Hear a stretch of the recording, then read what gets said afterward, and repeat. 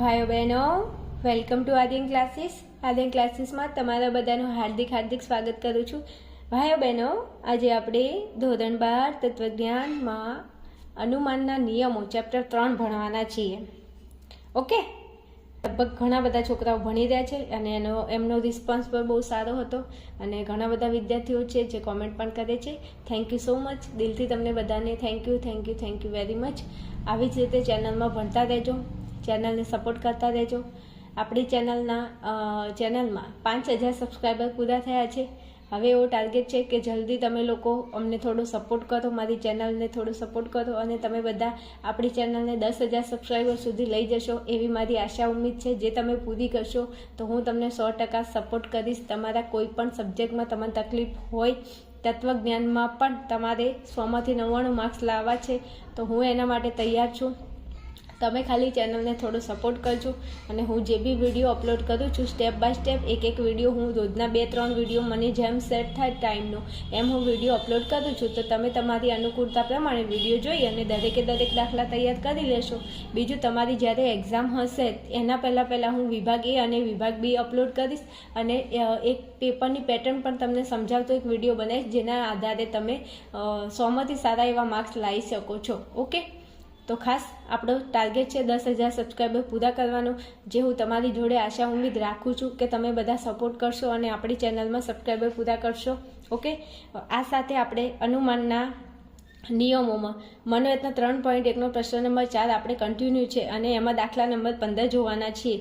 Okay ભાઈઓ બહેનો, ચલો દાખલા નંબર 15ની શરૂઆત કરીશું.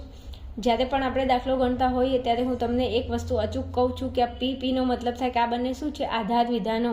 અને આ આધાર વિધાન પરથી આપણે આ અહીંયા જે વિધાન તમને આપેલું છે એને શું કરવાનું છે તો કે ફલિત કરવાનું છે. ઓકે, તો કે આ વિધાનને ફલિત કરવા માટે શું કરવું? તો મેં તમને કહેલું છે કે અહીંયા જે પણ વિધાન આપ્યું હોય એ વિધાન અહીંયા આ વિધાનોમાંથી નિષ્પન્ન કરતા આના જેવું સેમ ટુ સેમ અહીંયા વિધાન આવી જાય તો તમારો દાખલો સાચો.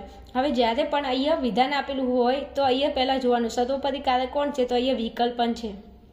તો વિકલ્પન ફલિત વિધાનમાં વિકલ્પન સર્વોપરી કારક હોય એવો અનુમાનનો કયો નિયમ છે? તો કે એડનો નિયમ છે.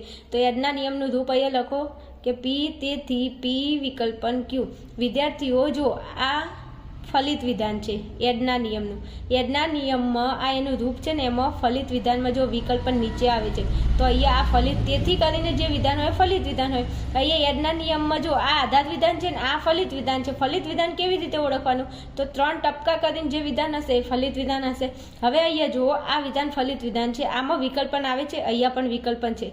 આ જે વિધાન છે આપણું પી વિધાન છે ને આ વિધાન છે આપણું ક્યુ વિધાન છે. મતલબ એવું કહેવા માંગે છે કે વિકલ્પન અહીંયા આપેલું છે એટલે એડનો નિયમ આપણે છેલ્લે લગાડીશું ને એડના નિયમ પ્રમાણે આપણે ક્યુ વિધાનને શું કરવાનું થાય? એડ કરવાનું થાય. વિકલ્પન આપેલું છે, ક્યુ વિધાન જે છે અહીંયા આપેલું છે.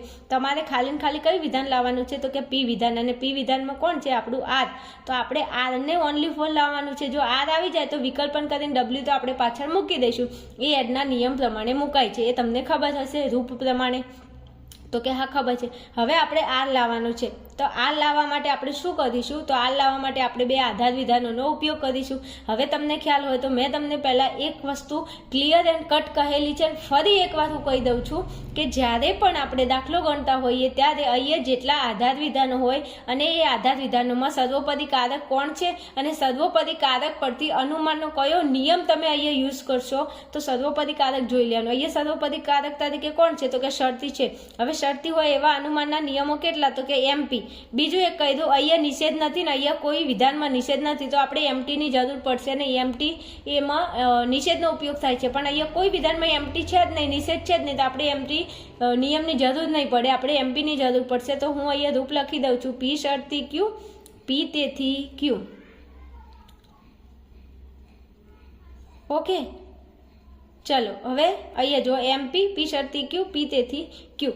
હવે વિદ્યાર્થીઓ અહીંયા આવો, અહીંયા સમુચય આપેલું છે. તો સમુચય આપેલું હોય એવો અનુમાનનો કયો નિયમ? સમુચય આવતું હોય તો એવો અનુમાનનો એક નિયમ છે જેનું અહીંયા હું રૂપ લખું છું, જેનું નામ છે સિમ્પનો નિયમ. અને સિમ્પનું રૂપ શું થાય? તો કે પી સમુચય ક્યુ તેથી પી અથવા તેથી ક્યુ. તમારે ક્યુ વિધાનની જરૂર હોય તો તમે ક્યુને નીચે નિષ્પન્ન કરો, પી વિધાનની જરૂર હોય તો પીને નિષ્પન્ન કરો. પણ રૂપ આવું થાય, બે રીતે રૂપ લખી શકાય છે. ઓકે, તમારે જેની જરૂર હોય એને તમારે નીચે નિષ્પન્ન કરવાનું. તો આપણે આ બે નિયમનો ઉપયોગ કરીને આ વિધાન તારવીશું. રેડી છે?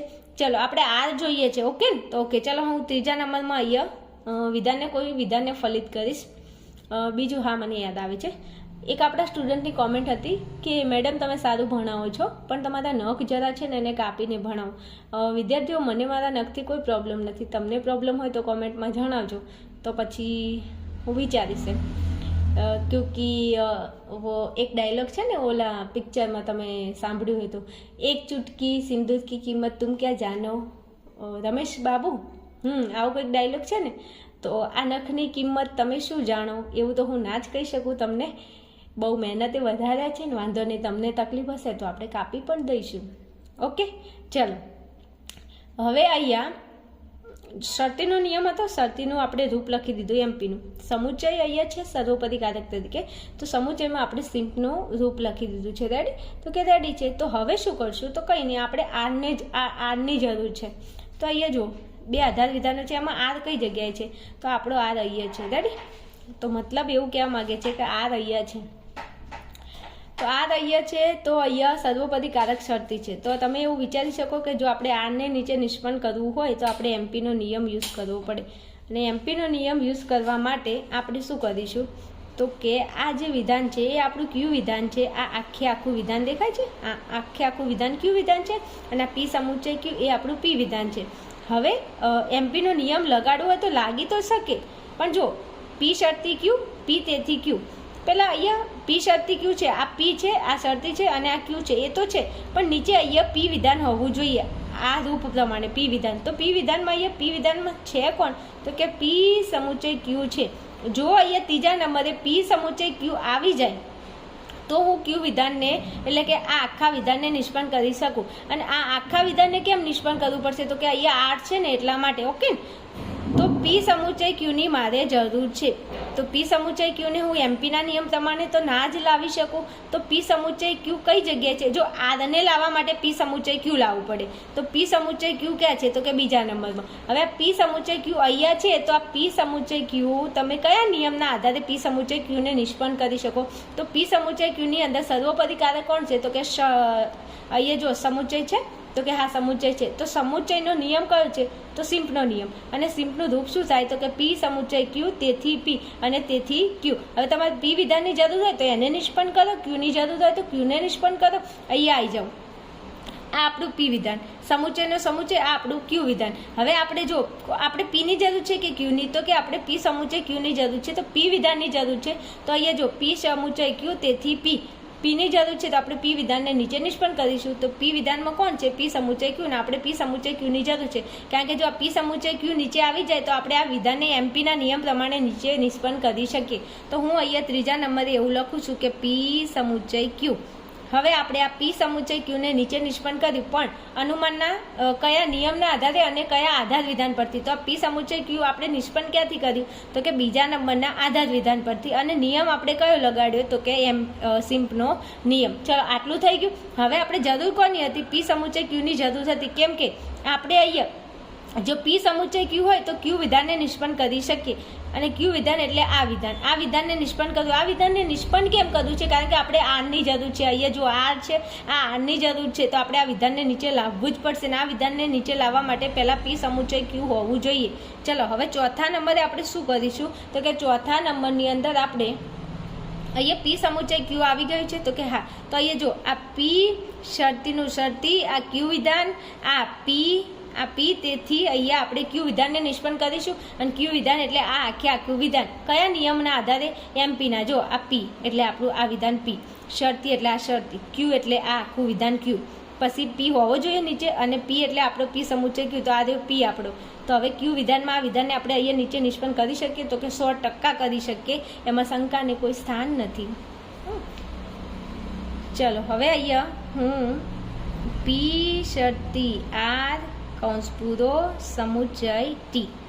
ચલો, મેં આ વિધાનને શું કર્યું? તો કે નિષ્પન્ન કર્યું. પણ આ વિધાન આપણે અનુમાનના કયા નિયમ પરથી લાવ્યા? તો કે એમપીના નિયમ. બીજું કયા આધાર વિધાન પરથી? તો કે 1 નંબર અને અહીંયા ત્રીજો નંબર અને નિયમ એમપીનો આવી ગયો. ઓકે, ચલો હવે 5મા નંબરે આપણે આરની જરૂર છે, તો ગમે તે કરીને આપણે અહીંયા શું કરવું પડશે? તો કે આરને આપણે નીચે નિષ્પન્ન કરવો પડશે. રેડી? આટલા સુધી ક્લિયર છે. હવે આગળ ચડતી આ સમુચય, અહીંયા એસ છે ને, મેં અહીંયા ટી લખ્યો છે, સોરી, અહીંયા એસ આવશે એટલા માટે તકલીફ પડી. આવું કેમ છે? જો बड़े बड़े देशों में छोटी छोटी गलतियाँ होती रहती है. आ चलो અહીંયા જુઓ, થોડી ભૂલ થઈ ગઈ હતી. પી શરતી આર સમુચય એસ. ચલો હવે 5મા નંબરે આવશું. તો આપણે કોની જરૂર છે? તો કે આપણે આરની જરૂર છે. તો આરની જરૂર છે. આર માટે આપણે શું કરીશું? તો કે હજુ આપણે કોઈ વિધાનને શું કરવું પડશે? તો કે નિષ્પન્ન કરવું પડશે. હવે જોજો, અહીંયા આરની જરૂર છે, આપણા જોડે આર આવી ગયો છે. રેડી? તો અહીંયા જુઓ, આ સમુચય છે. હવે અહીંયા સમુચય છે, આપણે જરૂર છે આરની. તો આપણે જો સમુચયમાં સિમ્પના નિયમ પ્રમાણે જો આ વિધાનને નીચે નિષ્પન્ન કરીએ તો આપણો આર આવી જાય. કેવી રીતે? જો, આ આપણું પી વિધાન, આ પી શરતી આર એટલે પી વિધાન, સમુચયનો સમુચય, આ એસ એટલે આપણું ક્યુ વિધાન, આ સિમ્પના નિયમ પ્રમાણે. હવે આપણે જરૂર કોની છે? આરની. આર કયું વિધાન છે? પી વિધાન. તો આ વિધાનને હું સિમ્પના નિયમ પ્રમાણે નિષ્પન્ન કરી શકું? તો કે પી સમુચય ક્યુ, તેથી પી. તો આપણે આ પી વિધાનની અંદર પી શરતી આર એને નીચે નિષ્પન્ન કરી શકીએ? તો કે હા, 100%. કયા નિયમના આધારે? સિમ્પના નિયમના આધારે. સિમ્પનો નિયમ છે ને, પી સમુચય ક્યુ, તેથી પી. ચલો, આ પી શરતી આરને આપણે નીચે નિષ્પન્ન કર્યું, પણ કયા આધાર વિધાન પરથી? તો કે 4થા નંબરનો નિયમ કયો લગાડ્યો? તો કે સિમ્પનો નિયમ. તો અહીંયા લખો સિમ્પ. ચલો, આટલું થઈ ગયું? તો કે હા, થઈ ગયું. હવે જોજો, થોડું ધ્યાન આપજો. અહીંયા પી શરતી આર છે, હા છે. આપણે કોની જરૂર છે? તો કે આરની જરૂર છે. રેડી? તો હું અહીંયા એમપીનો નિયમ લગાડી શકું? તો કે હા, એમપીના નિયમ પ્રમાણે જો પી શરતી આર, પી તેથી આર, આપણે આરની જરૂર છે, તો આ આપણો આર આવી જાય. આવું છે, પી શરતી આર છે, તો પી હોય તો આર આવી જાય, તો પીને આપણે લાવવો પડશે. આ એમપીના રૂપ પ્રમાણે મેં અહીંયા લખ્યું છે. હવે મારે પહેલાં પીની જરૂર છે. પીની કેમ જરૂર છે? કારણ કે અહીંયા પી વિધાન હોય તો આ વિધાનને હું નિષ્પન્ન કરી શકું એમપીના નિયમ પ્રમાણે. તો પી વિધાન લાવવા માટે પી છે ક્યાં? તો આ રહ્યું જો સમુચયમાં, અહીંયા દેખાય છે, આ રહ્યું પી. હવે પી અહીંયા છે, તો સિમ્પનો નિયમ આપણી જોડે છે? તો કે હા છે. સિમ્પના નિયમમાં અહીંયા આ પી સમુચય, આ ક્યુ, તમારે પીની જરૂર હોય તો પીને નિષ્પન્ન કરો, ક્યુની જરૂર હોય તો ક્યુને નિષ્પન્ન કરો. મારે અહીંયા પીની જરૂર છે, તો પી વિધાનમાં જ છે, તો પીને નિષ્પન્ન કરી શકું નીચે. તો પીને આપણે લાયા ક્યાંથી? તો કે 3જા નંબરના આધાર વિધાન પરથી. નિયમ કયો લગાડ્યો? તો કે સિમ્પનો નિયમ. થઈ ગયું આટલું? તો કે હા, થઈ ગયું. ચલો હવે જોજો, આપણે હજુ આરની જરૂર છે. તો હવે આપણી જોડે પી શરતી આર, પી તેથી આર, કયો નિયમ? એમપીનો નિયમ. કેમ આવું કર્યું? ખબર ના પડી? ફરી સમજાવજો. આ એમપીનો નિયમ. આ પી એટલે આ પી, શરતીનું શરતી, ક્યુ એટલે આર, પછી નીચે કોણ હોય? પી. તો નીચે પી આવી ગયો. તેથી કરી અને અહીંયા ક્યુ છે. ક્યુ વિધાનમાં આપણું કયું વિધાન છે? આર વિધાન. તો આરને નિષ્પન્ન કરી? તો કે હા, 100%. કોના આધારે? તો કે 5 અને 6. કયું આધાર વિધાન? 5મા નંબરનું અને 6થા નંબરનું. 5, 6 અને લક્ષ્ય શું? તો કે એમપી. આપણે કયા નિયમના આધારે આરને નિષ્પન્ન કર્યું? તો કે પી શરતી આર, પી તેથી ક્યુ, એમપીના નિયમ પ્રમાણે. ચલો, હવે આપણો આર આવી ગયો છે. જો આરની જરૂર હતી, આર આવી ગયો છે, તો હવે શું કરશું? કંઈ નહીં, આર લખવાનું ને એના પછી જે વિકલ્પન કરીને જે વિધાન આપેલું હોય એને બેઠું મૂકી દેવાનું. તો 8મા નંબરે આપણે એવું લખી શકીએ અહીંયા, તો કે આર વિકલ્પન ડબલ્યુ જે આપેલું જ છે.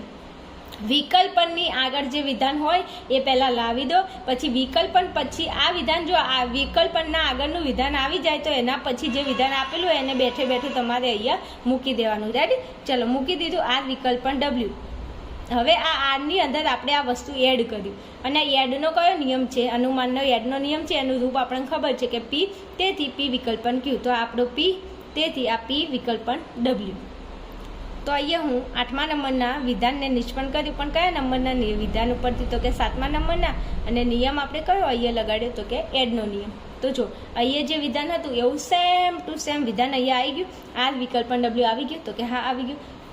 તો અહીંયા જે વિધાન હોય અને અહીંયા જે વિધાન હોય બંને સેમ ટુ સેમ હોય તો આપણો દાખલો સાચો, નહીં તો ખોટો. રેડી?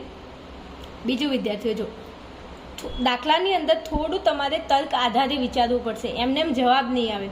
પણ હા, જો તમે દાખલા સોલ્વ કરેલા હોય તો ફટાફટ જવાબ આવી જાય. એકવાર 40 દાખલા જોઈ અને વ્યવસ્થિત શીખી લો એટલે પરીક્ષાની અંદર કોઈ જગ્યાએ તકલીફ પડશે નહીં. રેડી? બીજું તમને હું ખાસ યાદ કરાવું છું કે આપણો ટાર્ગેટ છે 10,000 સબસ્ક્રાઈબરનો, જે તમારે પૂરો કરવાનો છે. હું તમને 100% હેલ્પ કરીશ દરેક સબ્જેક્ટમાં. તમે ખાલી કોમેન્ટ કરજો તમને તકલીફ ક્યાં પડે છે. ઓકે, ચલો ફટાફટ આગળના વિડીયોમાં આવો. ત્યાં હજુ આપણે દાખલા સોલ્વ કરવાના છે.